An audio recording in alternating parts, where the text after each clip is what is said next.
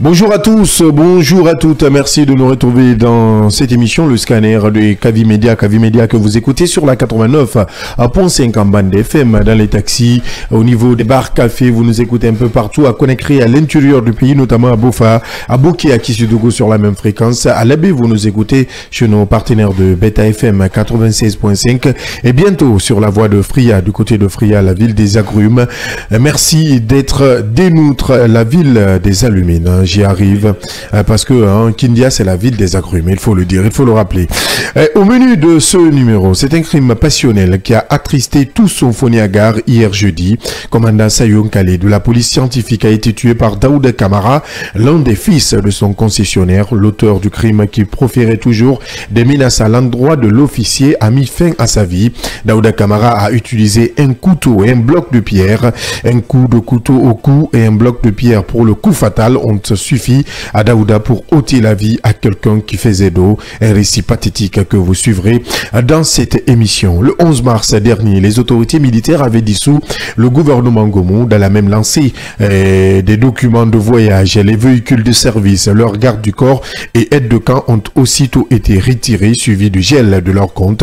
Ces mesures prises sans aucune explication dégageaient un parfum de corruption ou de dysfonctionnement. Dans le gouvernement précédent, un nouveau gouvernement constitué, des ministres de l'ancienne équipe sont reconduits. Que dire donc de ces mesures? Quel est le sort de ceux qui n'ont pas été reconduits? La junte militaire a-t-elle le devoir d'éclairer la lanterne des uns et des autres? Voilà entre autres questions que nous nous posons ce matin. Oyigilavougi a-t-il effectué le voyage pour la Turquie? La question est au centre de plusieurs débats ces dernières heures. Si des sites d'information indiquent qu'il est en Turquie auprès d'Alpha Condé, le concerné balaie d'un revers de main cette affirmation. Nous sommes rentrés en contact avec l'ex-ministre de l'Environnement, une conversation privée que nous ne comptons pas diffuser dans cette émission, mais si tout va bien, nous aurons au téléphone son avocat, Maître Salifou Beyavogui. Et si le temps nous permet, nous parlerons de cette victoire écrasante du Sili national de Guinée en FIFA série ce jeudi contre Vanuatu 6-0. Bienvenue dans le scanner.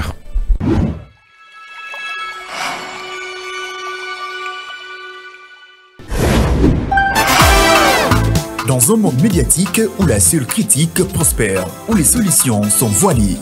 Bonjour à Conakry, bonjour à tous ces auditeurs et téléspectateurs qui nous attendaient impatiemment. Heureux de vous retrouver.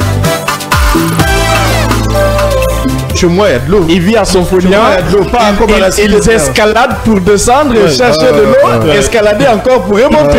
De l'eau dans une bouteille, on voulait faire du thé. On avait trouvé toutes sortes d'ordures, y compris même des fourmis là-dedans. J'ai ouvert le robinet, l'eau a commencé à couler. Par après, quand j'ai pris les deux pagnes, ce n'était que de la poussière, de la saleté. Le scanner, c'est l'émission de débat constructif. Monsieur le directeur Aboubakar Kamara, le jeune Akila, journaliste, dit qu'il vous a écrit plusieurs fois. Stabilité économique là qui va s'accroître et c'est pas bon pour notre République. Nous ne sommes pas dans une république, mais nous sommes dans une républicophile. Il ne faudrait pas crier à Uadja, il faut quand même saluer d'une part les efforts du gouvernement. Le ministre Ousmane Gawal nous dit que bientôt le bateau va accoster, très bientôt, parce que très bientôt c'est vague. Avec le scanner, sans les coups de tonnerre, mais avec persévérance, l'actualité se plie au débat interactif.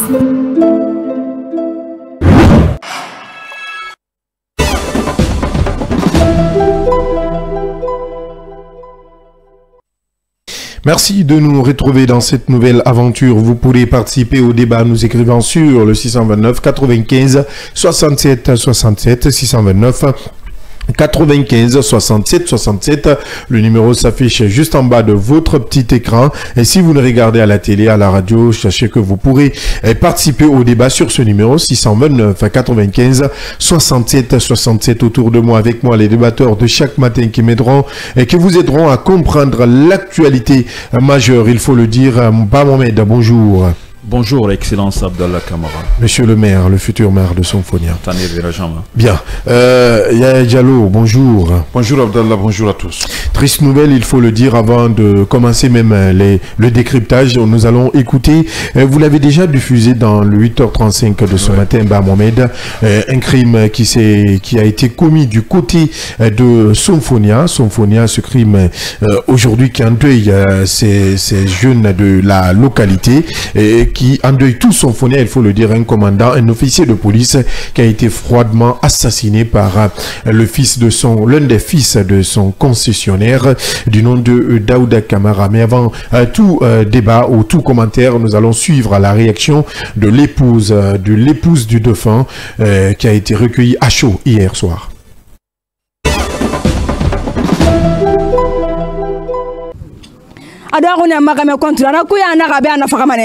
Anaga fagamane aga mere bida kolon anaga makame fagamane aga mere fam ebara préavis mo ira mo kamini banki ji fende mamula manenu mo kamini banki ado makame contrat ku ya a kombima la kombima na ler bira kombima juno mare rantandu ko makade ne nagame amakame no didi ne bori rabe na baraka akel fe walde abara fa hande ila nyiki anaga fina tongwa so ko nyima to wa mane agamali Mère Malik ya birina Ramale gaidi disuru Ramale bamba Ramale la mamale de kila.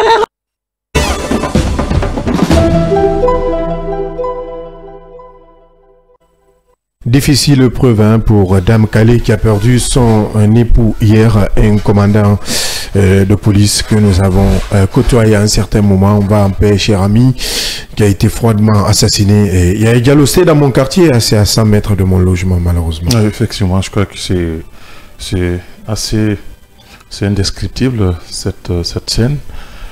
Et je crois que cela relance encore une fois cette problématique de la conscience, disons, conscience citoyenne dans son ensemble, mais aussi effectivement l'éducation de la couche juvénile dans son ensemble. Parce que entendre la dame, on se rend compte que c'est une menace qui est mise en exécution. Le jeune le disait il y a longtemps qu'il va mettre fin à la vie du commandant Calais, ce qui fut fait. Donc en droit, on peut parler sans risque de se tromper d'une préméditation. Je crois que ceux qui feront l'enquête ou ceux qui se saisiront du dossier doivent avoir tous ces éléments-là pour pouvoir citer les responsabilités, éventuellement mettre aux arrêts le jeune. S'il est tenté que sa famille, puisque ce qu'il faut signaler, c'est que le commandant Calais loge dans la concession de son voilà, donc de ce jeune qui l'a assassiné, donc de son assassin. Alors, s'il est avéré que le jeune le disait devant tout le monde, s'il y avait des témoins effectivement qui peuvent dire que le jeune le disait à tout bout de champ, et que c'est cette menace-là qu'il a pu mettre en exécution hier, je crois que on peut même élargir la responsabilité jusqu'à ce que cela puisse toucher l'ensemble de sa famille. Parce qu'on peut parler d'un problème d'ailleurs antérieur, parce que la dame parle d'un préavis déjà. Oui, il est important même pour moi de planter le décor. Je sais que vous n'y étiez pas, certes. Je ne voulais vraiment pas m'y aventurer parce que je suis autant affligé par ce qui est arrivé hier. Et à Diallo, on a échangé entre 18h40 et 18h45, si je ne me trompe.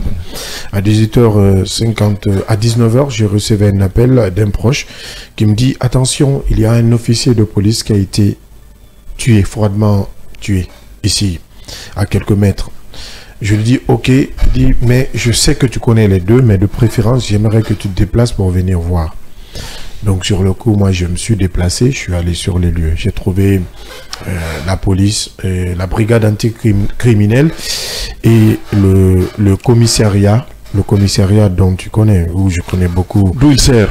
Oui, le commissariat dans lequel il sert, c'est ses amis, qui ne savaient pas dans un premier temps. Ce qui m'a beaucoup attristé, c'est ça. Parce qu'après tout, quand c'est arrivé, je relate les faits des jeunes que j'ai trouvés sur place. Daouda est quelqu'un que je connais. Hein? Daouda, c'est quelqu'un que je connais. C'est l'auteur de l'auteur du crime. Je le connais personnellement. Quand j'étais directeur d'école, j'ai enseigné aussi ses enfants. Daouda, il est marié, il est père de 3 enfants. Il est l'un des fils de notre imam. L'imam de notre mosquée. C'est que la mosquée du quartier Symphonia, secteur 3. En fait, le souci, secteur 3 est contigu à secteur Sangaréa. Donc, si vous n'êtes pas de la localité, vous ne saurez pas faire la différence entre secteur 3 et secteur Sangaréa, parce qu'il n'y a qu'une toute petite ruelle qui les sépare. Donc, moi, je suis allé sur les lieux. J'étais au courant que oui, effectivement, Daouda menaçait l'officier de police. Parce que c'était quelque chose de connu dans le quartier. Daouda menaçait l'officier de police qui avait même reçu l'imam pour éviter ce qui est arrivé, ce drame, parce que chaque fois son fils menaçait le policier en disant que moi, si tu essaies, comme un bon sous une sontama, je vais mettre fin à ta vie. Si tu, comment on appelle, je sais pas comment on qualifie ça en français, si tu me tentes, je risque de mettre fin à ta vie. Hein? Donc, c'est parti comme ça. Donc, le monsieur, il a reçu le préavis. Normalement, au mois d'avril, il devrait libérer la maison. Hier soir, il était avec un motard. Donc, ils étaient partis voir une concession où on l'avait dit qu'il devait payer 1 an 6 mois. Donc, à son retour, il est parti d'abord au commissariat avec ses amis. Ils étaient en train de jouer, de plaisanter. Il a quitté le commissariat. Il a dit à son motard, ok, dépose-moi chez moi. Mais au carrefour, c'est-à-dire du lieu où le motard lui a déposé, à chez lui, ça fait quelque chose de 30 à 40 mètres. C'est un couloir et une toute petite ruelle bétonnée. Donc, le jeune Daouda, peut-être qu'on va utiliser les images dans les éditions de 13h et de 20h, est assis sur une chaise. Vous pourrez voir sur ces images, évidemment, la boîte d'allumettes. Donc, il était 19h. L'appel à la prière n'était pas fait en ce moment. Donc, le jeune prenait, dit-on, du chanvre indien. Donc, avec à ce côté, en main, un couteau. Donc, l'officier de police qui a cette expérience, lui a vu à distance, a voulu prendre l'autre chemin. Parce qu'il y a 2 chemins pour l'éviter. Donc, entre-temps, c'est ce monsieur qui se lève avec des injures grossières. Il va vers le monsieur qui fait dos, qui continue son chemin parce qu'il s'est dit non, je vais lui laisser. Il continue son chemin. Et là, Daouda prend le couteau. Au cou, il place un premier coup. Il enfonce. Après, il enlève. Il enlève le temps pour le monsieur de tomber.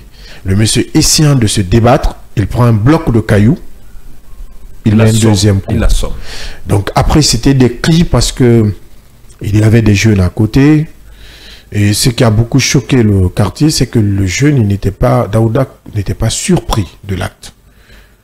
Parce que là, quand il a fait l'acte, il a fait des minutes dans le quartier. Il n'a pas pris la tangente. Il n'a pas pris la tangente.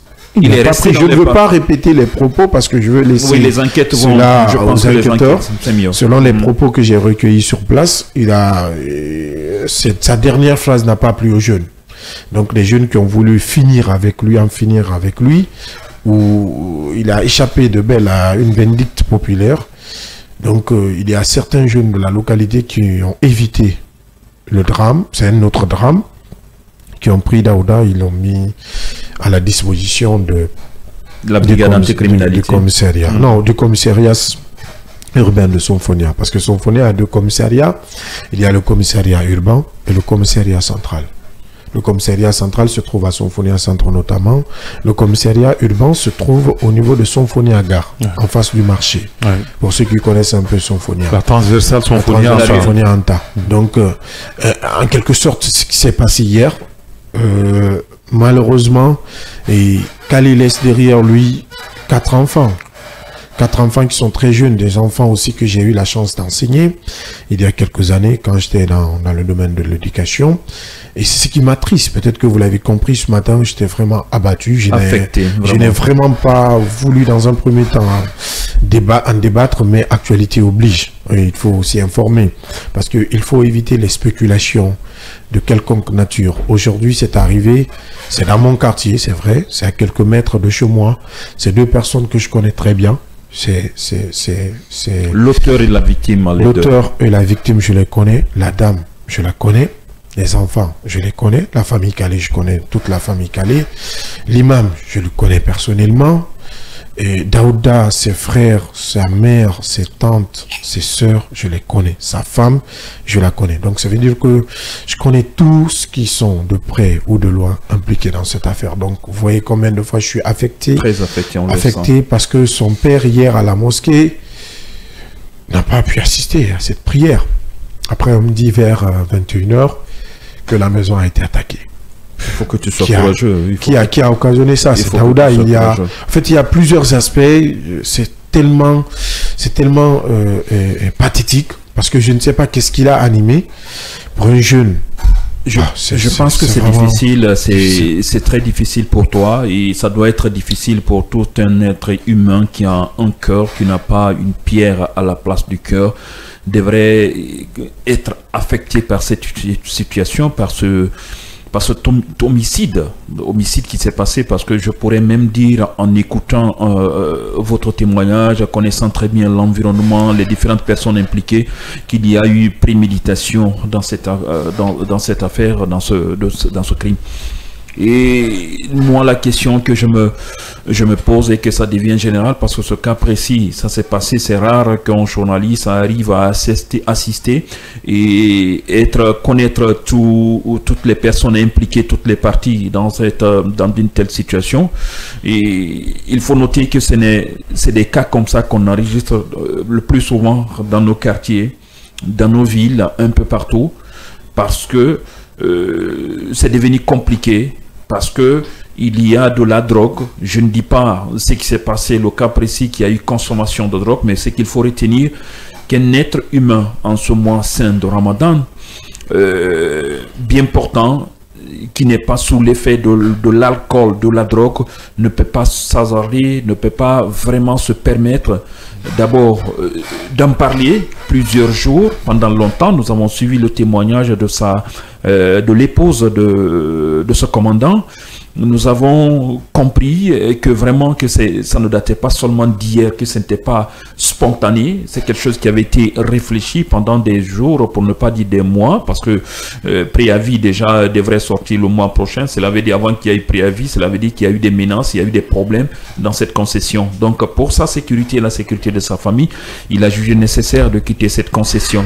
Donc moi je dirais, c'est parce qu'il y a eu cette préméditation. Et le plus souvent, et nous l'avons vu avec des spécialistes en la matière qui parlent des motivations, ce qui donne de la force aux criminels d'agir, de poser des actes ignobles, comme vraiment ôter la vie à une personne, qu'il soit un officier, qu'il soit un simple citoyen, vendeur ambulant dans le quartier. Ce n'est pas évident d'abord de tuer même un animal qu'on trouve de passage, dont personne ne pourrait même vous demander, simple cancrela que vous tuez, à plus forte raison ôter la vie à un être humain. On se dira forcément qu'il y a des motivations, et le plus souvent des motivations comme ça, qu'on arrive avant de le faire, et après avoir causé l'acte, à quelques dizaines de mètres, vous continuez à parler de cela. Vous l'avez prédit, j'ai dit que j'allais le faire, maintenant je l'ai envoyé, je l'ai évacué là où il devrait être.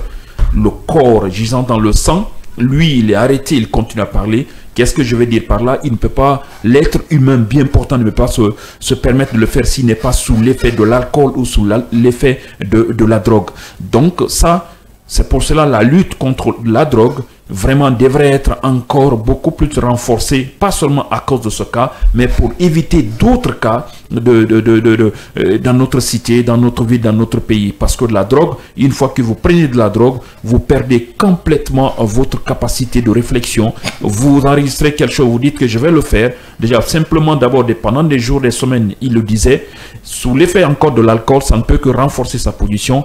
Prendre un couteau, le pointier pour la première fois, arracher le couteau, le gars se débat, il veut vraiment se lever ou prendre la tangente, il prend encore un bloc de pierre, il l'assomme pour la dernière fois, le dernier coup qui a été fatal à ce commandant de la police nationale. C'est regrettable.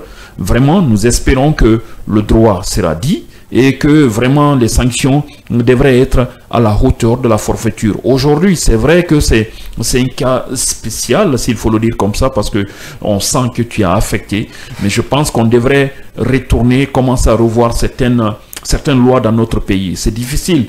Les gens de droits de l'homme disent l'application de la peine capitale, que ce n'est pas bien, que ce n'est pas normal, mais moi je pense, si vous n'allez pas comprendre cela, que la peine capitale ou vraiment la loi du talion, œil pour œil, dent pour dent, ne peut être importante que seulement vous perdez un proche, perdez un frère, un fils, un enfant, un mari, un époux. C'est là-bas que vous allez comprendre, parce que on va prendre celui qui a commis ce meurtre, on le met en prison. Si on arrive à le faire, il va faire combien de temps? 5 ans, 6 ans, 10 ans.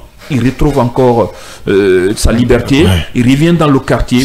Les enfants, ça trouvera que les enfants qui n'ont même pas maintenant 10 ans, 15 ans, le monsieur va sortir, ça trouvera que les enfants ont à peine 20 ans ou 25 ans, et lui, il va continuer à faire autre chose, et ses enfants seront orphelins en vie, comme toujours. Donc moi, je pense, c'est difficile de l'appliquer. Quand on le dit, ce n'est pas normal que tout être humain a droit à la vie. C'est vrai, mais ceux qui sont victimes de cela, les conséquences sur ces enfants, les conséquences sur la vie de ces enfants, c'est ce qui est encore grave. Comment ces enfants, ils sont comment aujourd'hui grâce à l'appui du papa? Comment ces enfants seront maintenant? Qui va assurer l'éducation de ces enfants? La pauvre dame seule? Comment la famille va faire face en sachant qu'aujourd'hui la vie n'est pas facile? À plus forte raison, prendre la charge d'autres enfants à votre compte. Je pense que c'est difficile. Les autorités devraient vraiment réfléchir là-dessus. Il faut signaler cela. Je ne comprends pas. Je ne comprends pas comment les gens peuvent avoir cette rancœur de mettre fin à la vie d'un homme alors que sa jeune fille, sa petite fille de 3-4 ans est arrêtée. Vous mettez fin à la vie de son papa. Abdallah, la drogue. Abdallah, c'est la drogue. Je n'étais pas là, je ne connais pas le monsieur. Mais on ne peut pas il y a des images. Il était quand même en train de fumer. Qu'est-ce qu'il fumait? On ne peut pas me convaitre qu'il a fait cela juste parce qu'il est énervé, juste qu'il n'y avait pas l'effet de... Il n'y avait pas eu de dispute. Drogue ou pas, il y a eu la volonté de mettre fin à sa vie à longtemps. Je crois que cet aspect-là... ses voisins ou la famille le sait mieux que quiconque, puisque on nous apprenait qu'il y avait une thèse que la famille avait bien voulu expérimenter, celle d'une dépression mentale. Je crois que c'est une thèse qu'il faut complètement écarter. Complètement écarter cette thèse-là. C'est un criminel. Moi, je le dis encore une fois, parce que vous savez, il y a eu des scènes similaires comme ça, que ça se passe, que certains s'en prennent même à leurs frères, certains à des voisins ou à des amis. Pas plus tard, l'autre fois, au niveau de la T6, il y a eu des jeunes qui se sont pris là-bas, l'autre va poignarder l'autre, et puis voilà, finalement, mort en est suivi. Donc, ça se passe à longueur de journée. Et je suis de ceux qui pensent que, puisque déjà c'est un officier de la police, ils prendront les responsabilités en ce qui concerne cet acte criminel, ignoble. Non, les qualificatifs, ça ne finira pas. Et mieux, je crois que la famille du jeune, puisque ils ne pourront pas dire, je vais parler des membres de sa famille, ne pourront pas dire qu'ils n'étaient pas au courant. Ils pouvaient, et voyez-vous, s'ils avancent ou ils s'arc-boutent sur cette thèse, selon laquelle c'est une dépression mentale, la question qu'il faut se poser, pourquoi ils n'ont pas pris toutes les précautions pour que ce monsieur soit mis hors d'état de nuire, autrement dit, amené au niveau du cabanon, là où se trouvent les personnes atteintes de dépression. Atteintes de dépression mentale. Donc, je crois qu'il s'adresse là à des gens qui sont très avertis.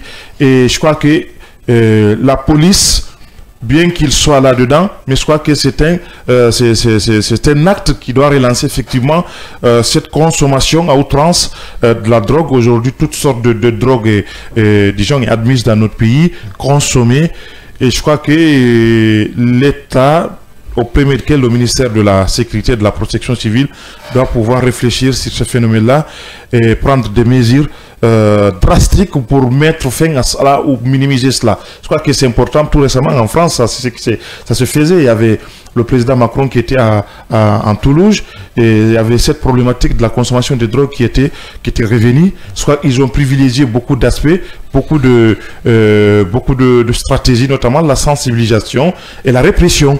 Je crois que c'est une chaîne qu'il faut, dont il faille, disons, répertorier, s'il faut le dire comme ça, décrire pour pouvoir lutter convenablement cette pratique-là. Parce que il y a de jeunes gens, notamment certains même qui sont au sein des forces de défense et de sécurité, qui sont impliqués dedans, à travers certains civils qui sont dans ce trafic-là. Je crois que ça peut permettre. Et je suis étonné que vous m'appreniez que le nommé Daouda aussi été marié qui a plusieurs enfants. Il y a des enfants. Qui a 2 ou 3 enfants comme ça. Donc c'est pas un enfant. Et de surcroît, après l'acte, il est allé pour justifier et dire ouais, j'ai fait ce que je devais faire. Et après, je crois que moi je suis de ce qui pense que même sa famille, tout le monde devrait être mis aux arrêts pour voir cette affaire au cas par cas et entendre la femme et voir effectivement qu'est-ce qui s'est passé, aller dans les détails et comprendre qu'est-ce qui s'est passé, parce que c'est des voisins qui sont tous dans la même cour, et comprendre qu'est-ce qui s'est passé et quelle a été toujours la position de ses parents vis-à-vis de son comportement aux autres. Donc je crois que c'est important. De là, on pourrait dégager, est-ce qu'à un certain niveau, les parents se sont interposés pour dire attention, ils ne devraient pas, disons, menacer le commandant, ou ont pris position pour qu'il cesse ces menaces insensées-là. Si tel n'est pas le cas, ça sous-entend que il y a eu tacitement un soutien de leur part. Je crois que là, l'État, auprès duquel le commissariat urbain de Sonfonia doit pouvoir prendre les responsabilités, situer les responsabilités au-delà de Daouda, mais voir même ses amis avec lesquels, s'il y en a, parce que j'estime que c'est un individu qui n'a pas une insertion totale au niveau de la société, quelqu'un qui se comporte de la sorte, ça donne à réfléchir. Et aujourd'hui, malheureusement, le commandant est parti. Ouais. C'est sa femme qui est la perdante aujourd'hui. Vous l'avez vu complètement déboussolée. Les enfants, vous avez vu complètement déboussolés. Et c'était ce commandant dont on parle là, on a entendu le témoignage de beaucoup de jeunes. C'était un monsieur qui est à la disposition de tout le monde, disponible, oui, et surtout, hier, ce qui m'a beaucoup attristé encore plus, c'est lui qui gère la police scientifique. Quand il y a des cas de meurtre, quand il y a des cas d'assassinat, homicide, c'est lui. Regardez dans la plupart des reportages, souvenez-vous certainement de retenez ce visage, vous verrez ce visage. C'est lui qui vient. Quand on dit, on attend d'abord la police scientifique, c'est lui qui vient sur le lieu. La constitution des faits. Et essayer de reconstituer les faits, ouais.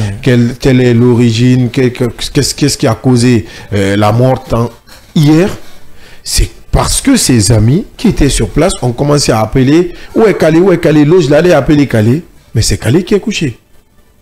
Sans pour autant le savoir. Parce que d'autres ont reçu des alertes. Quelqu'un est décédé, quelqu'un a été tué. Mais c'est Calais, on appelle, mais c'est Calais qui est couché. Incroyable. Donc, il y a un parmi eux, à force de le voir, j'ai fondu en larmes. Parce qu'il vient, il dit, qui est mort? Appelez Calais, là, Kavini, on va faire l'autopsie. Appelez Calais. Où est l'auteur? Il dit, laisse-moi voir. On ouvre. C'est lui qui crie. C'est l'agent qui crie. Il dit, non. C'est pas possible. C'est Calais, je viens de laisser à 30 minutes. Il y a 30 minutes, j'étais avec Calais. Calais dit que bon, voyez un peu comment ça affecte. Et là, au lieu que les agents, la plupart, ne fassent leur boulot, étaient là en larmes. J'ai vu d'autres qui étaient là, qui évitaient les caméras, mais qui étaient vraiment abattus. J'ai vu un jeune, que je vais taire le nom, qui est commandant d'une unité, qui était venu, quand il a vu que c'était Calais, et quand on lui a dit l'auteur du crime, il n'a pas pu rester sur les lieux. Il a dit à ton unité, non, il faudrait qu'on replie. Parce que si moi je reste là, c'est moi qui risque de commettre autre chose. Parce que, après tout, c'est quelqu'un de très connu dans le quartier. C'est quelqu'un... Vous savez, quand vous êtes parmi des corps habillés, que ces personnes vous protègent nuit et jour, qui sont disponibles, c'est un commandant, vous l'avez déjà vu. Il pouvait dégainer une arme il pouvait se défendre. Absolument. Côté formation, on ne peut pas dire, peut-être qu'on n'a pas la photo du présumé auteur, parce que moi je garde toujours la présomption d'innocence en attendant. Mais vous allez comprendre qu'il y a une différence, une très grande différence entre les deux. Qu'à s'en tienne, merci aux autorités locales, parce que n'eût été l'implication du chef de quartier et du chef secteur, on allait assister à un drame. On allait assister à pire.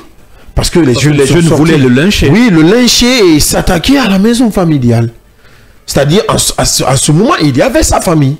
Donc, on pouvait s'attaquer à... Et qui sait l'étendue des dégâts?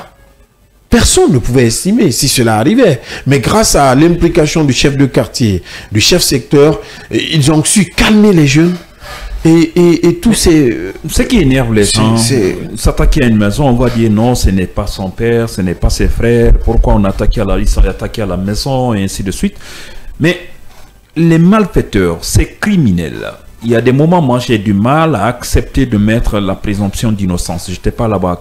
Mais quand il y a certains faits, vraiment je refuse de me cacher certains mots juridiques, certains termes juridiques pour vraiment embellir ou non. Le crime s'est passé devant tout le monde, un couteau a été utilisé, des menaces, il y en a eu pendant des semaines, voire des mois, et le monsieur est passé à l'acte. On a tous vu dans la concession, le monsieur, il n'est pas seul, il n'est pas tombé du ciel, il appartient à une famille. Personne ne s'est battu pour ne pas qu'on enregistre vraiment ce qui s'est passé hier. Personne n'a fait quelque chose pour qu'on empêche que ces enfants aujourd'hui ne deviennent des orphelins depuis hier soir et à vie. Je pense que la famille doit répondre. Il y a beaucoup, en tout cas les responsables, en attendant de pouvoir vraiment situer les cas, il faut que la famille réponde parce que ce soit le papa, que ce soit la maman, les frères, tout le monde doit répondre en attendant de voir réellement où se trouve la responsabilité. Cela, on le fera pourquoi? Pas parce qu'on veut faire du mal à ceux qui sont dans cette maison ou pas, mais c'est pour empêcher que cela ne se continue à se reproduire dans notre pays. C'est une façon d'empêcher, d'anticiper, de prévenir des cas de crime. Parce que si vous avez des consommateurs de drogue, quel que soit le type de drogue, et que vous ne signalez pas, vraiment, attendez-vous à des situations compliquées comme ça. Personne ne souhaite que son enfant soit comme ça, mais vraiment faites le maximum de pouvoir contribuer grandement à l'éducation de votre enfant. Mais si, par la force des choses, vous n'êtes pas en mesure de pouvoir le canaliser, de pouvoir bien donner l'éducation qu'il faut, comme on appelle, à cet enfant ou à ses enfants, l'autorité est là. L'autorité est là. Signalez le cas. Mettez-vous à l'abri, dénoncez. Maintenant aux autorités, à la police ou à la gendarmerie de ne pas jouer son rôle. Vous, ça trouverez que vous avez porté plainte plusieurs fois et que personne n'a pu essayer de vous aider. Là, on comprendra. Mais vous êtes là et vous dites d'accord, c'est Dieu. Après maintenant, malheureusement, c'est d'autres enfants qui deviennent orphelins parce que quelque part, un autre parent n'a pas pu donner l'éducation qu'il faut à son enfant. C'est malheureux, c'est regrettable, mais il faut qu'on essaye de mettre fin à cette situation. Et d'ailleurs, ce qui taraude un peu mon esprit, c'est par le fait que dès après le crime, puisque c'était avec les membres de sa famille, et au lieu de crier au secours, ils se sont mis, ils ont fermé la cour, et puis voilà, finalement, les portes, ouais. Et ils ont cherché à s'échapper. Je crois que cet acte-là aussi devrait interpeller les uns et les autres. Ça sous-entend tout simplement qu'ils n'ont pas voulu être honnêtes avec eux-mêmes. Sinon, même par le fait que le jeune était là, il fumait, il avait le couteau. S'il c'était quelqu'un qui a été atteint d'une dépression mentale, on devrait le retirer parce que regardez la nature du couteau. C'est un vieux couteau. Un vieux couteau. On donne la vie à quelqu'un pour rien du tout, banalement. Un vieux couteau. Ou appeler la police ou la gendarmerie pour dire s'il ne pouvait pas, parce que c'est là qu'il s'agit. Il ne pouvait pas le contenir, il ne pouvait pas le maîtriser, il pouvait aller au niveau du commissariat pour dire attention, on a voilà donc quelqu'un, voilà une personne. Une de nous qui est atteinte d'une dépression mentale, aidez-nous, parce que c'est ça. Moi, ce sont les dépositaires de la force publique. Désolé, Yaya, moi je refuse même qu'on parle de dépression autour de cela. Ça n'a rien à voir. Le monsieur a une femme, sa petite famille, le monsieur a sa femme, le monsieur a 2 enfants ou 3 enfants, je ne sais pas, ses enfants. Et c'est lui qui arrive à les nourrir. Personne ne peut me dire, moi, il y a une dépression derrière ça. Je sais pas qu'il ne faut même pas mettre ça dans la tête des gens, même si quelqu'un essaie de le faire, il ne faut même pas donner de la force à des imaginations comme ça. Il a consommé de la drogue. Il ne se trompe jamais. Où il achète, il peut se procurer de la drogue. Il sait très bien où il peut être. Il ne s'est jamais pointé dans un camp militaire, dans une gendarmerie pour demander vraiment je veux de la drogue, aidez-moi à en avoir. pour qu'on dise oui, ça ne va pas dans sa tête. Il sait où trouver, il sait où il se sert, il sait où il consomme, avec qui il consomme tous les jours. Vraiment qu'on arrive à faire comme ça, c'est regrettable. Maintenant qu'on arrive à comprendre, il a consommé plusieurs fois de la drogue là devant qui et depuis combien de temps, quel que soit vraiment ce qu'on pourrait dire, le monsieur il doit payer. Il doit vraiment payer, ça ne doit pas continuer à se passer comme ça dans nos villes, ces cas de crimes comme ça. Banalement, un officier, avant qu'on devienne officier, on sait quel est le processus pour qu'on arrive à l'investissement de l'État. Sans parler les autres qui sont là, qui ont perdu leur papa. C'est regrettable, mais il faut qu'on essaie de revoir nos textes de loi pour qu'on essaye de vraiment sanctionner des gens à la hauteur de leur forfaiture. Abdallah parlait d'une présomption. Je crois que c'est un stade certainement qu'on peut peut-être l'accepter s'ils l'ont dit qu'il avait une dépression mentale, puisque des enquêtes vont être ouvertes. Oui, mais la femme même l'a dit. On verra. On verra. Je crois qu'on va entendre toutes les parties. À l'évidence, on sait que c'est une fausse hypothèse qui n'a pas lieu d'être, mais je crois que admettons cette présomption d'innocence, que voilà, il est atteint d'une dépression mentale, et on verra antérieurement des signes, s'il y avait des signes qui démontraient qu'il était effectivement atteint d'une dépression mentale. Il avait attaqué qui? Il a fait du mal à qui au niveau de sa famille? Il a menacé qui? Alors, si la menace tournait autour du commandant Calais, ça sous-entend que ce n'est rien d'autre qu'une préméditation. Évidemment. Je crois que la loi doit s'appliquer dans toute sa rigueur. Donc, Abdallah, il y a une expression, c'est vrai qu'on va continuer sur le prochain sujet, mais j'ai cette expression, Soussou, que j'aime bien, que Darouyele c'est Somara. Que Darouyele c'est Somara, c'est que comme ils comprendront, on ne peut pas se permettre d'être abattu, aplani, découragé par des considérations qui disent. Quand la dame, moi je n'ai pas suivi, je présentais le journal, tout le contenu, je ne sais pas, mais quand la dame dit Darouinara, c'est parce qu'il ne veut pas dire que c'est parce que ça ne va pas complètement dans sa tête, c'est le comportement elle dit Amrinara Darouinara, mais elle sort travailler, il le ramène à manger pour sa famille. Voilà. Maintenant, là-bas, il n'a pas attaqué quelqu'un. Cette expression-là, on sait dans quel contexte elle a dit Darouinara. Cela veut dire que vraiment, il fait semblant de ne pas comprendre les choses, mais il sort, il va travailler, il trouver de l'argent et revenir sans problème. C'est parce qu'il prend tout son temps, on le voit prendre de la drogue devant tout le monde. C'est dans ce cadre qu'on dit. C'est parce que le niveau de consommation de drogue arrive à un certain niveau, c'est qu'il regrette qu'on peut dire qu'il est devenu fou. Il n'est pas fou, moi je pense. Il doit répondre vraiment devant les faits. J'espère que les enquêtes aboutiront vraiment à un résultat positif pour qu'on continue, on ne continue pas, à enregistrer des cas vraiment de meurtre comme ça. C'est un meurtrier, j'ai du mal à dire un présumé meurtrier. Pour le moment, vraiment, j'ai du mal, moi, personnellement, j'ai du mal à le dire. Bien, paix donc à l'âme de Calais, officier de police, scientifique, il faut le dire, en service au commissariat central de Somphonia, qui a été froidement tué par l'un des fils de son concessionnaire qui est imam de la localité. On va avec quelques réactions de nos auditeurs et téléspectateurs. Bonjour Abdallah et à l'équipe, un récit très pathétique, et je présente mes condoléances à la famille biologique ainsi qu'à vous personnellement. Ceci dit qu'il est important de se méfier, à prendre au sérieux toute personne qui chante nuit et jour d'attenter à votre vie. On comprend là qu'il y avait un précédent fâcheux entre les deux. On se pose la question de savoir, et la famille de l'assassin et du défunt, sachant que cela était de l'option du jeune, pourquoi n'avait-il pas signalé cet acte depuis vers les autorités les plus concernées, surtout le défunt étant un homme de sérail? Cette affaire a été préméditée et aussi minimisée par toutes les deux parties. Dommage, hein, déclare-t-il Alpha Zidane qui nous écoute du côté de Kiroti. Et cette autre réaction qui nous parvient. Bonjour ma radio, vraiment c'est triste et dommage de voir cette façon de crime dans notre pays. Que Dieu protège la Guinée et les Guinéens. C'est Sissé Abdoulaye depuis Lambagne. Vraiment c'est triste, dommage de voir cela en République de Guinée, écrit-il. Et cette autre réaction, bonjour Abdallah, ainsi que tes co-animateurs. Ce jeune assassin mérite de faire la prison à vie. Ce genre de personnes méritent une sanction très sévère, mais je suis vraiment sans mots ce matin. Là, il faut que la justice se bouge pour ne plus que cela se répète. À mon avis, tout ce qui fume la drogue mérite d'être interpellé dans nos différents quartiers. C'est consommer de la drogue, c'est comme des cacahuètes, écrit-il. Wallah, je suis tellement peiné. C'est le président du club de Samatara, Kerno Mamoudou Telimele Diallo. Merci, le président de notre club du côté de Samatra. Bonjour le meilleur de sa génération, Abdallah Kamara, et bonjour à toute l'équipe du Scanner. Depuis l'arrivée du CNRD au pouvoir, la lutte contre la consommation de la drogue n'a jamais été leur cheval de bataille. Ce jeune qui a commis ce crime et sa famille doivent subir une lourde sanction. Ils doivent être traqués à la hauteur de leur forfaiture. Je présente mes sincères condoléances à la famille du dauphin. C'est Boïba depuis Mbalia dans Kissidougou. Et cette autre réaction qui nous parvient sur le 629 95 67 deux fois. Bonjour Abdallah et à tous, nous condamnons fermement cet acte de violence insensé. Prendre la vie d'une personne est inexcusable et va à l'encontre des valeurs, fondamentales de notre société.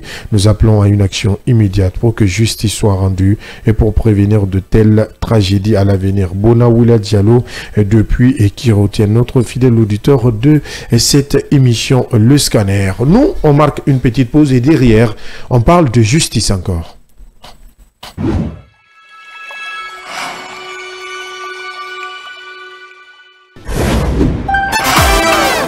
Dans un monde médiatique où la seule critique prospère, où les solutions sont voilées.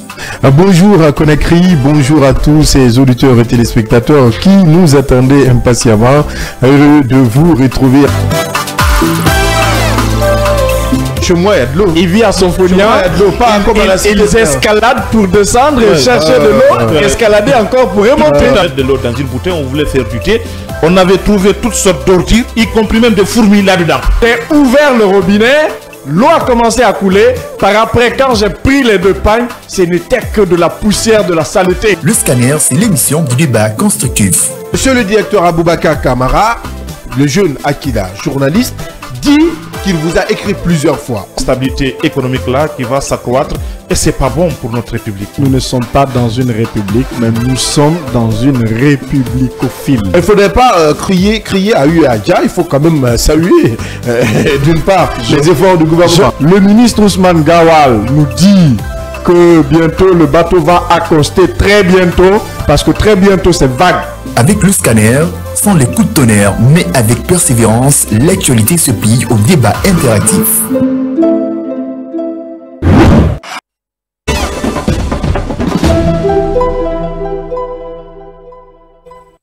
L'actualité se plie au débat interactif. C'est chaque jour, du lundi au vendredi, quand il est 9h à Conakry, sur votre fréquence 89.5 à la télé. Vous nous regardez sur le numéro 113 du bouquet Star Times. Merci une fois encore de nous pratiquer de ce côté. Sur les réseaux sociaux, vous êtes sur Groupe Kavi Média ou sur Kavi TV, sur siaminfo.com. Également notre site de prédilection.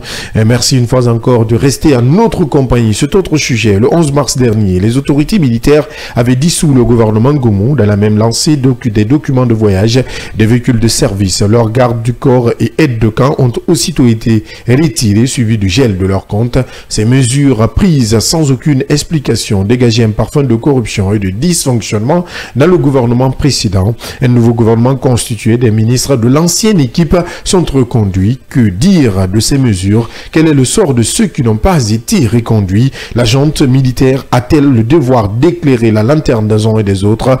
Voilà la question que je pose à Mohamed dans un premier temps. C'est difficile qu'on arrive à se retrouver dans des situations comme ça pour ces ministres, pour ces hauts cadres ou pour ces hauts commis de l'État.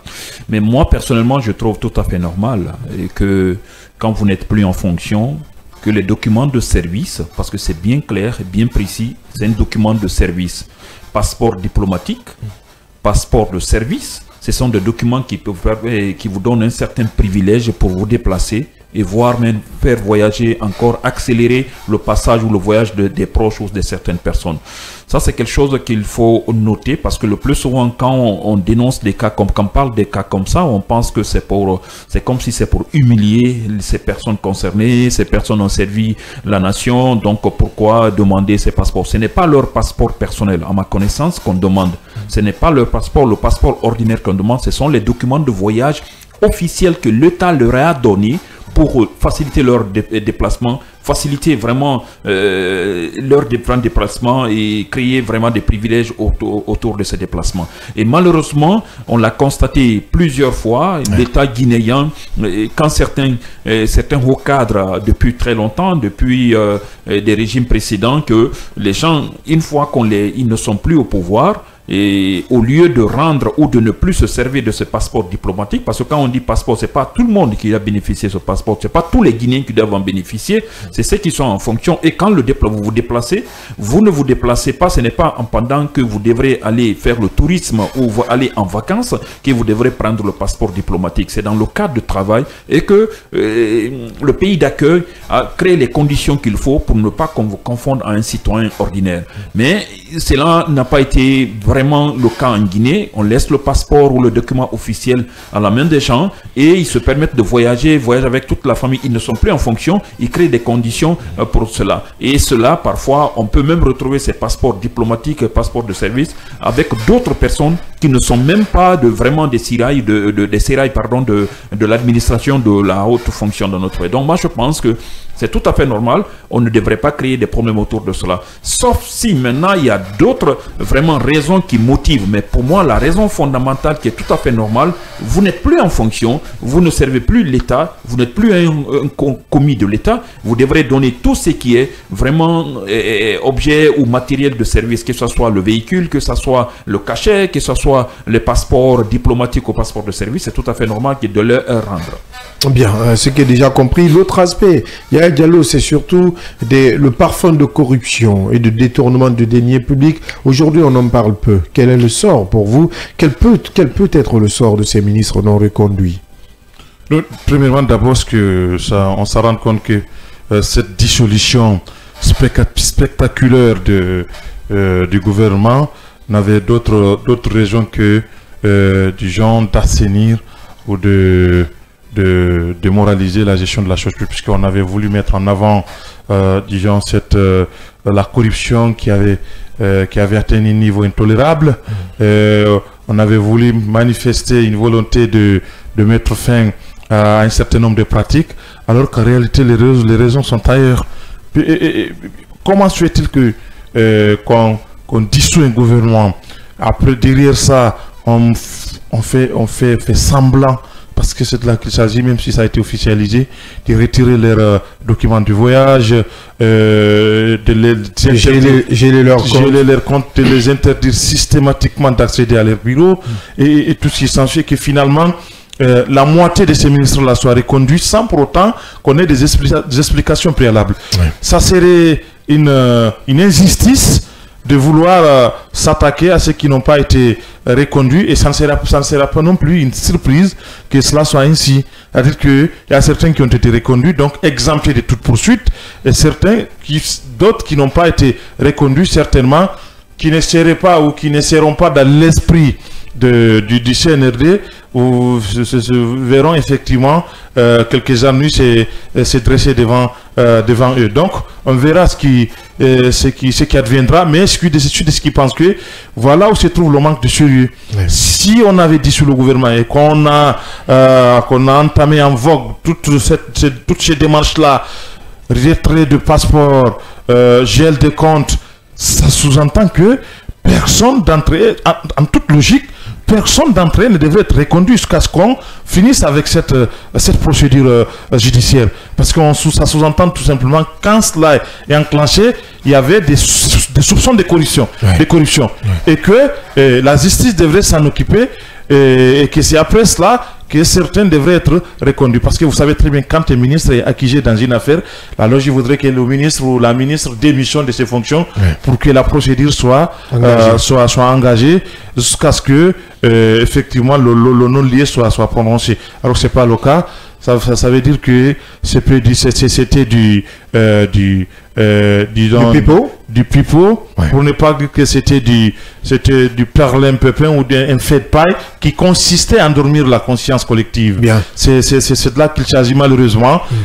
Ça continue. On a fait une sélection, on a pris ce qu'on a bien voulu prendre.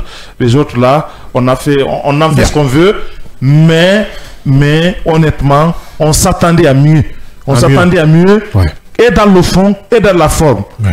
Cette nouvelle équipe gouvernementale, vous le savez mieux que quiconque, c'est quelque chose, c'est plus qu'une déception. Alors, c'est pourquoi on a dissous le gouvernement. Jusqu'à maintenant, là, le motif n'est pas connu. Le CNRD ou ceux qui nous gouvernent ont pris, disons, quelques initiatives pour lesquelles, jusque-là, on ne sait pas qu'est-ce qu'on a fait de ça. il va falloir qu'on essaie de savoir effectivement, puisqu'on sait très bien. Il faut un suivi des décisions. Il faut un suivi. C'est en cela qu'on parle d'une crédibilité. La crédibilité, c'est quand on fait ce qu'on fait, et c'est quand on fait ce qu'on dit, et on dit ce qu'on fait. C'est en cela qu'il se trouve, c'est là où se trouve ce qu'on appelle. Est-ce que c'était dans le cadre d'une norme de corruption? La crédibilité. Oui, quand on dit que les passeports sont retirés, les comptes gelés, les comptes surtout gelés, les comptes gelés jusqu'à nouvel ordre, ils sont en train de mettre en place des commissions supplémentaires pour pouvoir voir effectivement qu'en est-il de la gestion, parce que ce qu'on avait bien voulu faire nous comprendre. Alors beaucoup s'attendaient à ce que certains ministres ou tous les ministres soient mis dans un examen similaire pour comprendre effectivement qu'en est-il de leur gestion antérieure. Je crois que c'est important, et on était d'accord ici que la réduction des comptes, c'est un principe administratif. Quand on gère le bien public, ça arrive souvent, le bien public, quand on le gère, il faut s'attendre à rendre des comptes. C'est pas méchant, voilà, donc c'est pas une invention guinéenne. Alors on s'en rend compte que aujourd'hui le CNRD a fait tout cela. On a envie de dire tout ça pour ça, malheureusement. Malheureusement, il faut le dire. Si, parlant évidemment de ministres non reconduits dans le nouveau gouvernement Baouri, on peut citer entre autres Lo Poulama, qui était ministre du commerce, de l'industrie, des petites et moyennes entreprises.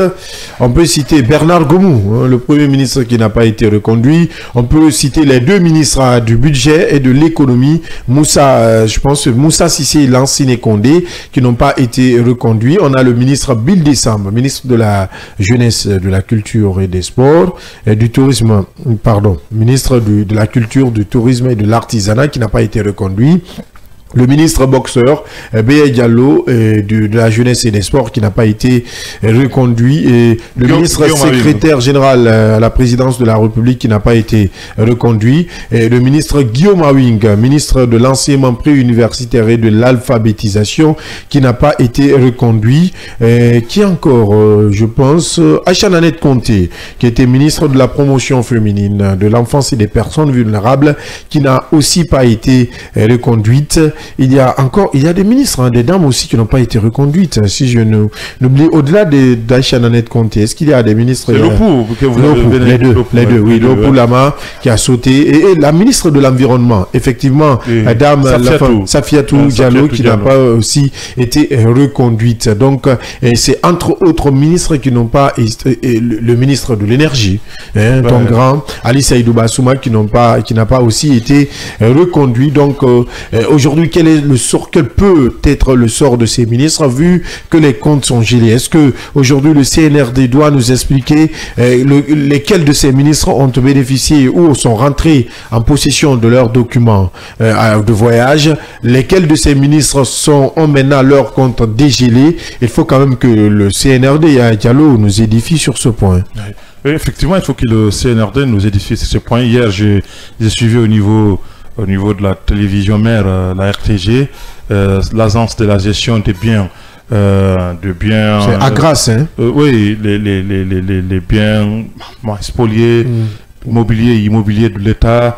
On parlait d'une centaine de milliards qu'on avait. 200 milliards, qui a été récupéré des biens mobiliers. On parlait même d'un ancien haut commis de l'État qui serait en possession d'une vingtaine d'immeubles, qui a été récupéré, plus de 25 millions de dollars et tout ce qui s'ensuit. Donc, il y a tout cela. J'estime que certainement le CNRD va sortir dans ce vacarme politique, parce que c'est du bruit sans qu'il y ait en réalité quelque chose de concret. Donc, il faut qu'on sorte de cela pour essayer de mettre du sérieux et communiquer et pour informer les citoyens, parce que tout cela, je suis ce qu'ils pensaient, vous le faites, c'est pour le peuple, comme on le dit, c'est pour le peuple, et je crois qu'il faut le faire avec le peuple. Ouais. Pour le faire avec le peuple, il faut communiquer. Ouais. Il faut communiquer, il faut informer pour que les gens et les autres savent ou comprennent l'évolution de la chose. Mais je vis des personnes qui cogitaient autour de cette agence-là. C'est absolument regrettable. Non, mais en fait, c'est des individus qui qui ont une moralité assez douteuse. Ah bon? Ouais. Je crois que si ce sont eux qui sont autour de ce monsieur, je ne connais pas le monsieur, c'est lui le premier responsable en question, c'est lui qui fait sa communication. C'est la deuxième fois que je le vois là. C'est faux de Camara, quelque chose comme ça. Mais il y a même certains confrères que j'ai pu reconnaître là. Oui. Mais je suis de ceux qui pensent que si c'est comme ça, si c'est cette équipe-là, c'est des si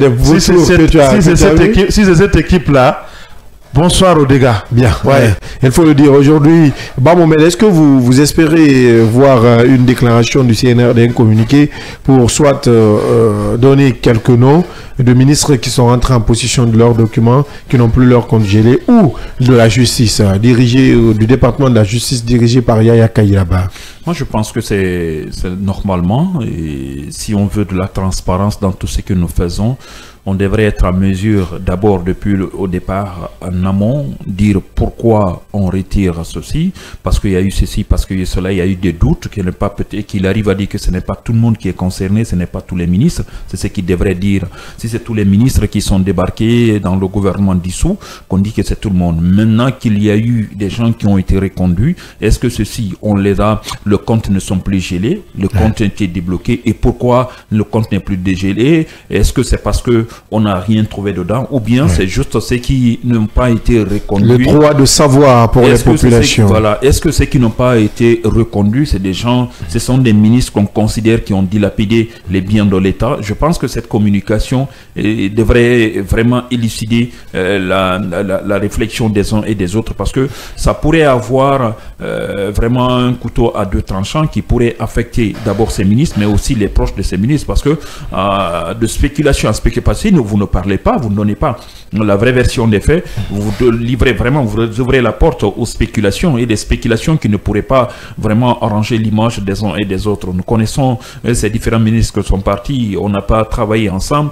certains ont l'air d'être des personnes sérieuses, d'autres, même si ce n'est pas tout le monde, et que certains ont géré des fonds vraiment par-ci, par-là, qu'on devrait apporter des précisions par rapport à la gestion, mais se taire comme ça là-dessus, et qu'on voit un retour massif de ces anciens dont les comptes ont été gelés. On parle de 14 ministres. 14 ministres. Sauf si on arrive à nous dire avec des détails, des précisions là-dessus, oui, tel a été reconduit, a été contrôlé, rien ne s'est passé malgré qu'il était à la tête du département des télécommunications, il n'y a pas eu un fonds qui a été dilapidé. Là, ces détails devraient nous arranger. Mais comme ça, on risquerait, ou on pourrait parler de deux poids, deux mesures. Moi, j'avais entamé par l'autre angle de sujet, parlant vraiment de la gestion des documents de voyage dans les conditions normales, mais qu'on parle aussi de cas de comptes gelés. Cela veut dire qu'il y a des suspicions autour de ces personnes dont les comptes ont été gelés, et que ces personnes reviennent encore dans la gestion des affaires de l'État sans qu'il n'y ait de communication disant que le compte est toujours gelé malgré qu'il est au pouvoir. Je pense que ce n'est pas quelque chose qui est bien. On doit attendre à ce qu'il y ait une bonne communication autour, et qu'on arrive à nous déclarer voilà ce qui s'est passé, telle personne n'est ni de près ni de loin mêlée à quoi que ce soit dans la mauvaise gestion des affaires de l'État. Bien, ce qui est déjà compris. Nous, on va parler entre autres de cette autre actualité qui défraie la chronique.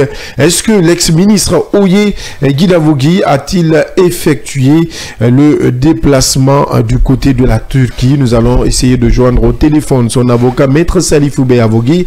Mais en attendant, Yaya Diallo, c'est une nouvelle que nous avons appris sur certains sites d'information dont nous allons taire les noms. Oui, effectivement, je ne sais pas d'où ces gens-là, parce qu'aujourd'hui, il faut vous rappeler que les sites aussi... Le micro. Oui, je ne sais pas si c'est des sites qui sont à la quête de visibilité. Les gens sont capables de tout mettre, je ne sais pour quelle fin. Peut-être on peut parler d'une erreur de frappe. Non, pas d'une erreur de frappe. Cela implique un erratum. La Tunisie et la Turquie, on peut parler, la terminaison elle est la même. J'ai dit on peut peut-être le parler, mais on sait que c'est pas évident, parce que le développement, on le sait très bien que ceux qui l'ont titré l'ont bien dit.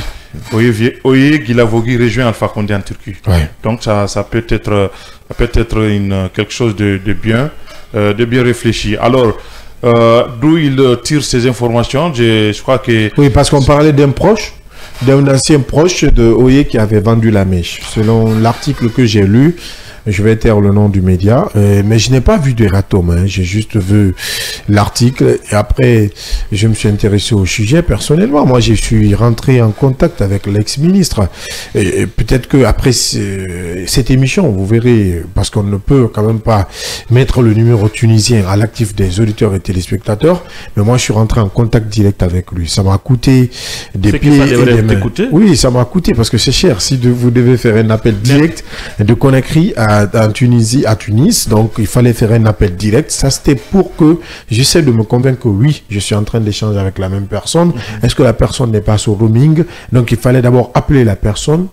Et après, je n'était pas roaming, c'est tunisien aussi. Bon, ce que j'ai dit, je dis que ce n'était pas de roaming. Après tout cela, j'ai appelé via WhatsApp. WhatsApp, c'était pour voir un peu l'environnement dans lequel il se trouvait. Et quelqu'un qui pouvait me certifier que c'était vraiment dans un hôpital tunisien. Est-ce que les médecins et autres qui étaient là étaient tunisiens? Vous savez, c'est important de recouper les informations après avoir tenté tout ça. On apprend que Maître Salifou Béavougui est déjà au bout du fil. Maître, bonjour. Bonjour. Merci d'accepter l'invitation de l'équipe du Scanner. Merci beaucoup. Maître, nous vous appelons ce matin par rapport à cette actualité, cette désinformation, si on peut l'appeler ainsi, des informations qui stipulent que votre client, Oye Guilavogui, a pris la fuite, la tangente vers la Turquie. Qu'en savez-vous? Bon, c'est une contre-vérité. C'est une façon de jeter mon client dans le pavé.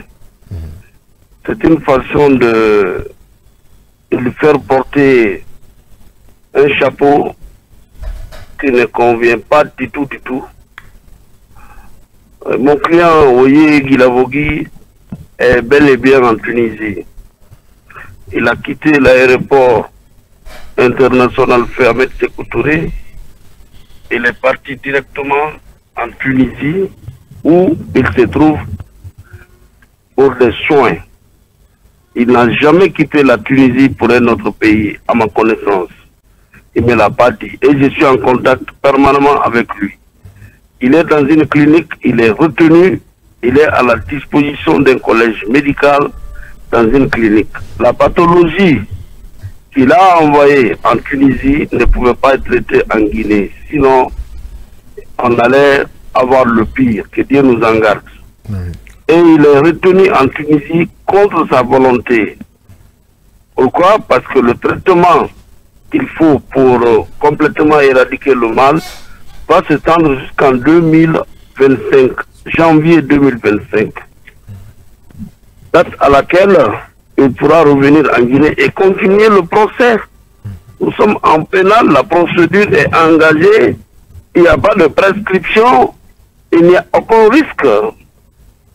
Pourquoi désinformer, tenir coûte que coûte, après changement de composition, tenir coûte que coûte à juger un dossier pendant que la personne poursuivie est malade et est à l'extérieur et est légalement sortie du pays pour les soins. Cela ne se doit pas. Donc c'est vraiment regrettable. Mais je vous dis et répète que mon client est en Tunisie. Il a été nulle part. Alors pour vous, maître, d'où est partie cette désinformation à votre niveau? Ça c'est la première question. La deuxième question, vous parlez d'un délai d'à peu près d'une année, puisque vous parlez de 2025. Est-ce que cette requête a été entendue et acceptée au niveau de la CRIEF? Bon, comme tout le monde, c'est par voie de presse que moi j'ai appris cela. Mon client également, il en était choqué et désemparé. Mais tout le monde connaît le calme qui caractérise, le calme et la sérénité qui caractérise M. Oye Guilavogui. Donc, j'ai appris dans le tas comme tout le monde. Bon, il y a un rapport circonstancié tracé par un collège médical d'une clinique, pas de moindre. Tout ce que je dis, tout est vérifiable. Il n'y a rien à cacher, rien n'est en sordide. Tout est vérifiable. Donc, ce collège a dressé un rapport. Ce rapport est arrivé il y a au moins 2 mois en arrière. Nous avons pris soin de communiquer ce rapport au président de la CRIEF, au procureur spécial de la CRIEF et à la nouvelle formation qui a hérité du dossier pour les informer. C'est écrit dans le rapport noir sur blanc qu'il doit suivre, je crois, par semaine, chaque semaine, une séance et pendant la période bien indiquée pour la consolidation totale de son mal. Donc, nous avons transmis ce rapport à toutes ces autorités judiciaires, mais malheureusement, on ne fait que qu'enrôler le dossier à tout moment. Bon, même en dehors de cela, Soye n'est pas en Guinée. Quand il y a changement dans la composition, il faut quand même lui envoyer un acte d'huissier pour l'informer de la reprise du procès. Et la loi dit que si vous êtes en dehors de l'Afrique, il faut un délai minimum de 3 mois. Mais on ne respecte pas tout ça. On met le dossier aujourd'hui, on dit bon, demain il y a audience, vous venez, on renvoie à 1 ou 2 semaines. Ça dit que en violation manifeste de la loi. Bon, il y a même un référé qui est programmé. Et de toutes les façons, nous pensons que nous devons rester dans le cadre de la loi. Parce que vous voyez, il est certes poursuivi, mais il a le droit de se traiter. Qu'on le laisse se traiter. Après son traitement, il va regagner le pays et le procès va continuer. Je vous remercie. Bien. Maître, avant de vous laisser partir, est-ce qu'une enquête est ouverte? Est-ce que vous allez porter plainte contre celui ou ceux qui se permettent de divulguer ou de donner des informations comme telles? Bon, la question est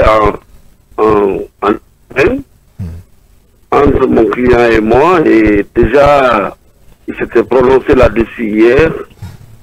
Bon, il prendra mon avis aujourd'hui, on verra. Mais en tout état de cause, une fois qu'un dossier est à la justice, on doit laisser la justice seule examiner le dossier et le trancher. Bien. Nous allons veiller sur ces droits. Et si c'est nécessaire, nous n'hésiterons pas à agir pour mettre un terme à la désinformation.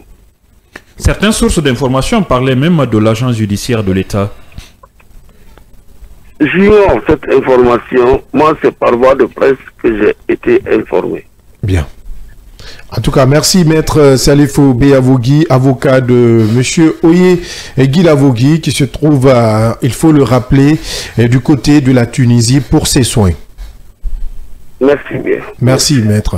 Donc nous avons écouté l'avocat Maître Salifou Beyavogui. Aujourd'hui c'est un sujet qui défraie la chronique, parce que il y a 2 jours, nous observons ces sites d'information aujourd'hui. Comme je le disais avant même la prise de parole de Maître Salifou Beyavogui, j'ai eu la chance d'échanger hier dans la journée avec l'ex-ministre de l'Environnement et du Développement durable, qui m'a dit, mais Abdal, attention, moi, vous m'avez appelé sur quel numéro? Je dis, ah, c'est sur votre numéro guinéen. Il dit, ok, je vous amène mon numéro pour que vous puissiez m'appeler en direct, et pour que vous sachiez où je suis, et ça vous permettra peut-être de faire votre point de vue. Moi, j'ai eu un numéro tunisien. Dites-moi que c'est faux si l'indicatif est 216. Dites-moi que c'est faux. Je pense que c'est vérifiable, même pour ceux et celles qui ne sont pas en République de Guinée, qui ne connaissent pas l'indicatif. C'est simple, vous pouvez aller sur Facebook. Je dis sur Facebook, sur Google, vous mettez 216 l'indicatif, et peut-être que vous saurez si effectivement je l'ai appelé ou non. Moi, je pense que c'est un numéro. Mais de toute façon, honnêtement, nous n'allons pas nous battre pour démontrer par A plus B que ce n'est pas qu'il est bien en Tunisie. L'essentiel pour moi, qu'il soit en Tunisie ou pas, ce n'est pas de... C'est le rôle, c'est ce que Maître B a essayé de faire, son avocat, c'était qui est tout à fait normal. Mais c'est de chercher à savoir si vraiment il est tout en Tunisie, quel est l'intérêt de dire qu'il n'est pas en Tunisie, qu'il a rejoint son mentor du côté de la Turquie? Qu'est-ce qui est derrière cela? Je n'ai pas posé cette question tout à l'heure de l'agence judiciaire de l'État parce que certains sites ont relayé, ont parlé de l'agence judiciaire. Que l'avocat de l'agence judiciaire de l'État avait l'avocat de l'État. Hein, oui, l'avocat de l'agence judiciaire. De l'agence judiciaire, c'est ça? Oui, c'est ça. Qui avait évoqué le sujet comme ça. C'était avant-hier lors de l'audience. Exactement. Exactement, qu'il a abordé, qu'il a rejoint lui-même, c'est venu de lui où il a appris et qu'il a essayé d'appuyer et influencer la décision du côté du tribunal à ce qu'on accélère sa présence à Conakry. Mais tout ça, moi, je pense que ce n'est pas...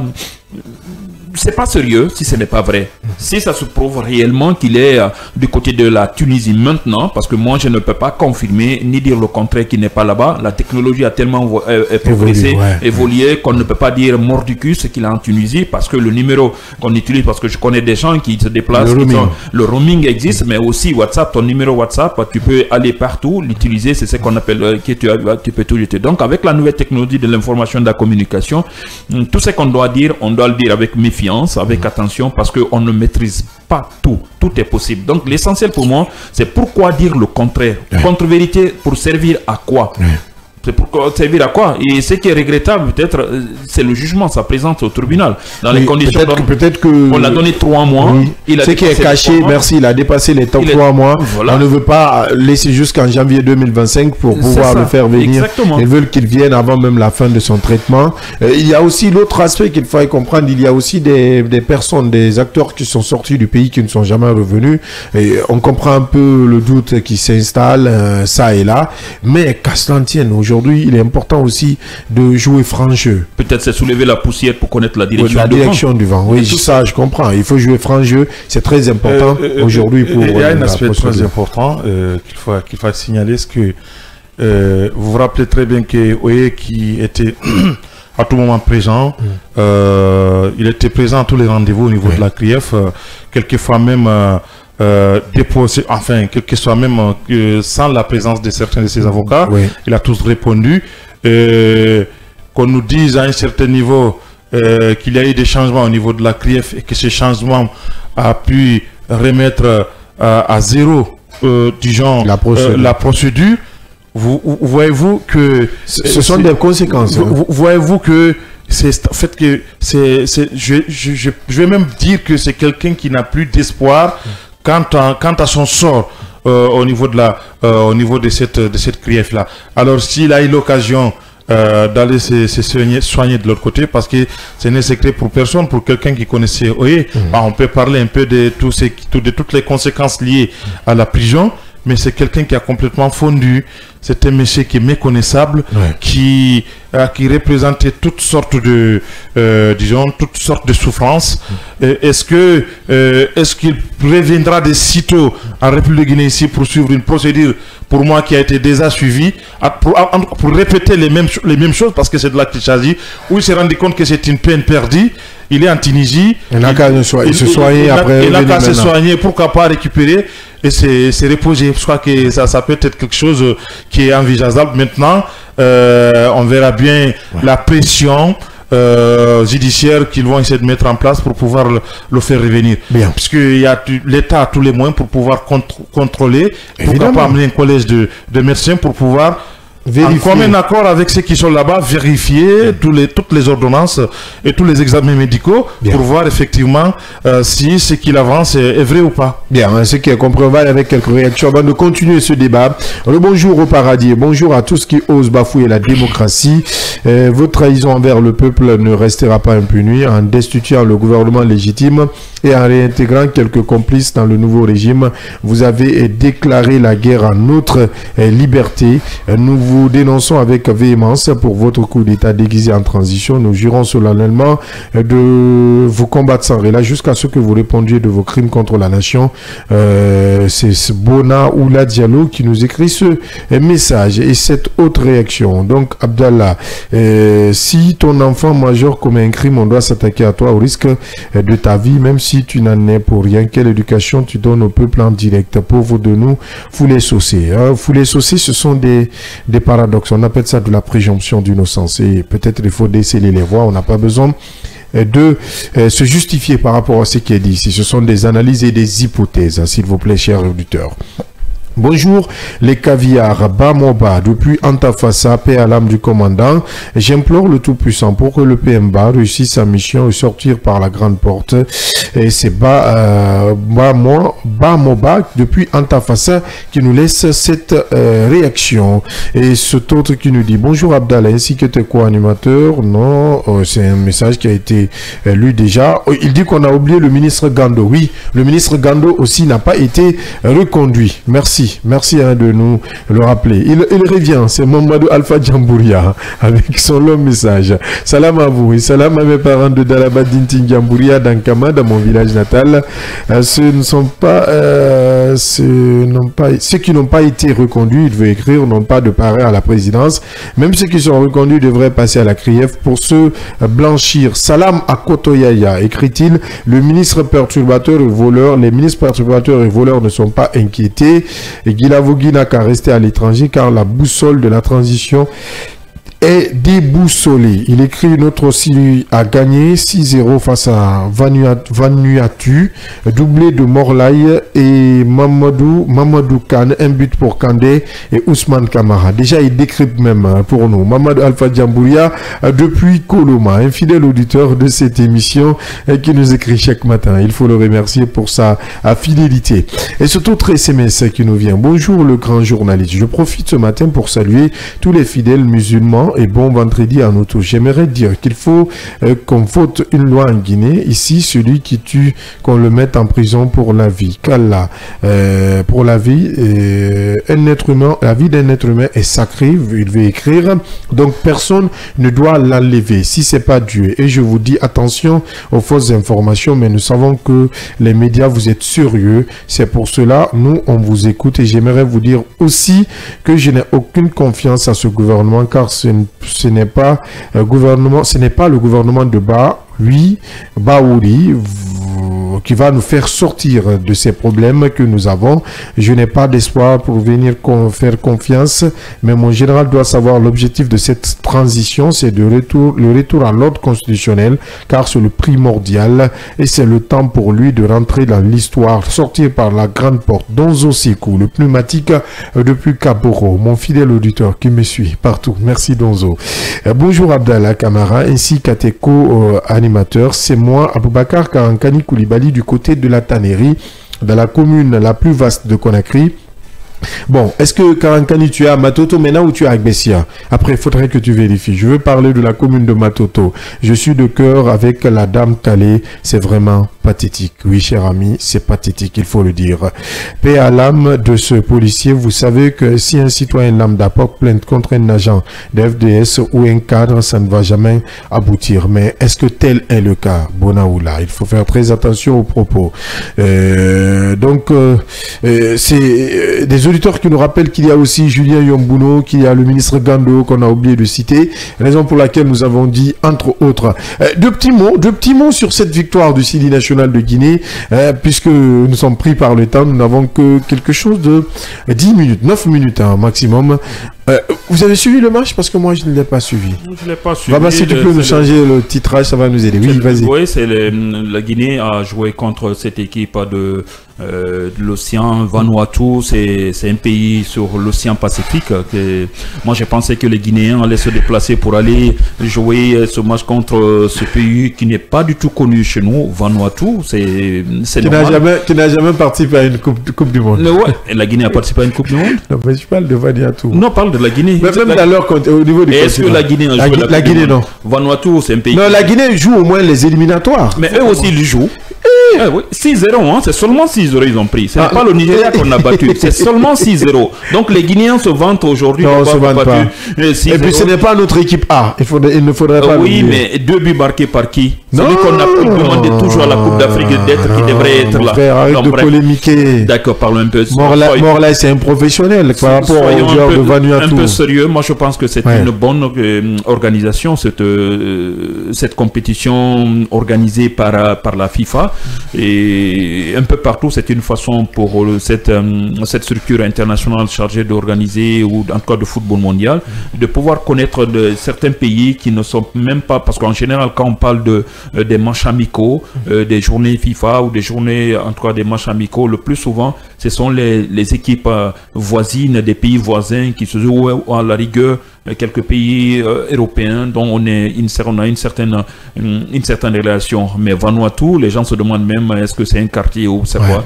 Parce que d'abord, il faut retenir que c'est un pays de l'océan Pacifique, un pays touristique. Et j'ai eu à découvrir ce pays à travers l'internet. À travers Google. Voilà, donc à travers Google. Voilà. Donc c'est la Guinée, on a joué, le match s'est passé à Jeddah en Arabie Saoudite, et qu'il y a eu même le déplacement de notre sélectionneur national Kaba Diawara, qui devrait aussi cibler certains joueurs qui pourraient être dans l'équipe nationale.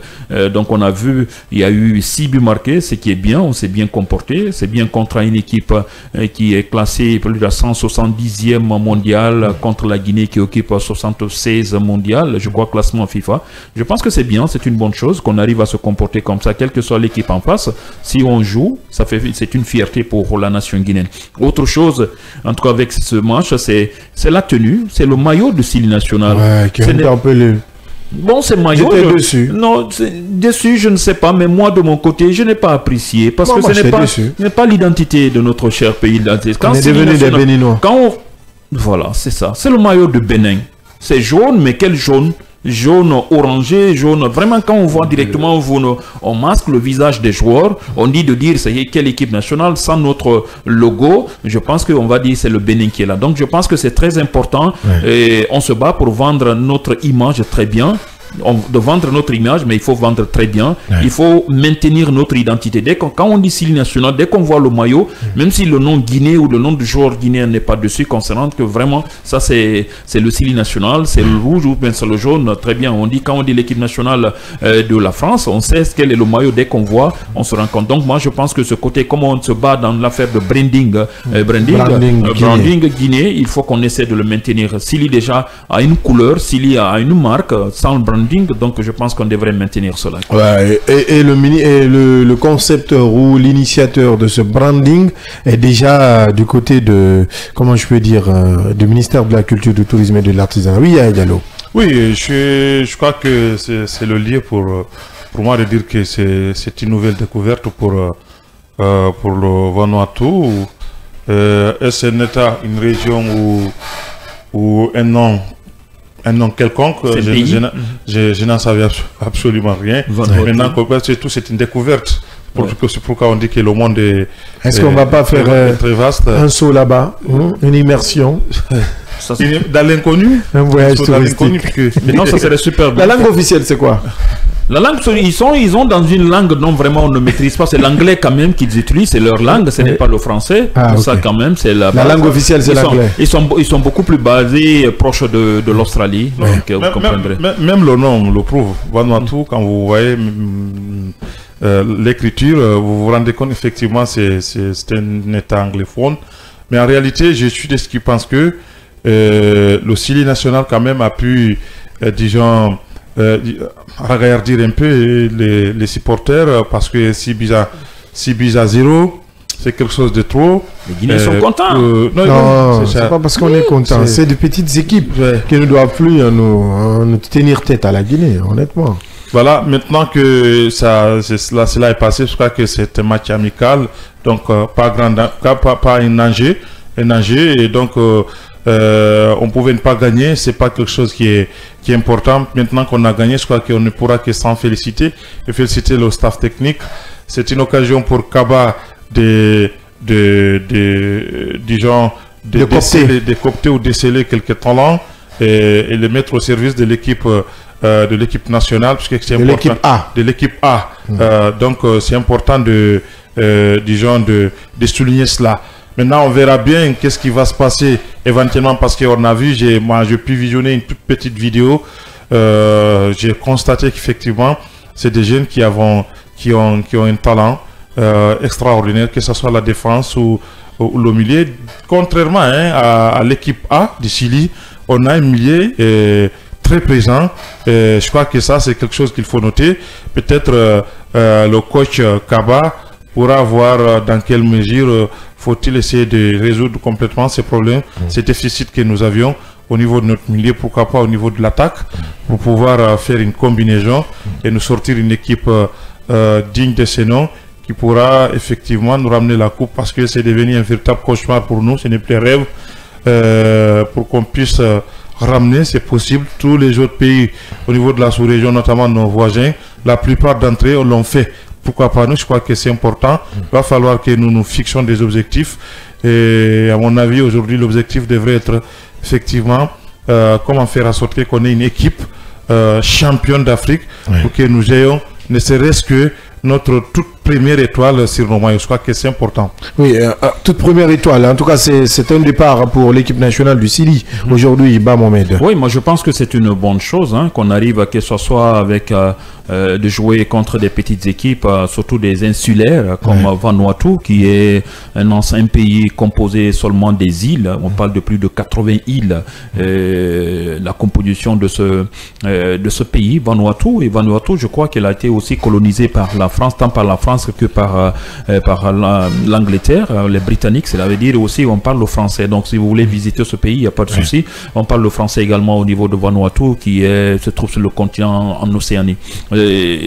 Vraiment ce jeu, faire des contacts comme ça, voir notre capacité, voir le vivier de football guinéen, arriver à voir tous ceux qui n'ont pas eu la chance, par exemple, d'être à la dernière Coupe d'Afrique des Nations, qu'on arrive à organiser des compétitions et prendre d'autres joueurs aussi. Ça nous permet de renforcer notre capacité, mais aussi préparer les qualificatifs pour la Coupe du Monde. Le prochain match qualificatif pour la Coupe du Monde, je pense que c'est très bien, et qu'on arrive à s'ouvrir au monde à travers le sport, ça serait très bien, et que la marque guinéenne, la Made in Guinée, pourrait aussi nous apporter, quand nous savons que nous avons un joueur du côté de l'Allemagne qui est en train de faire force.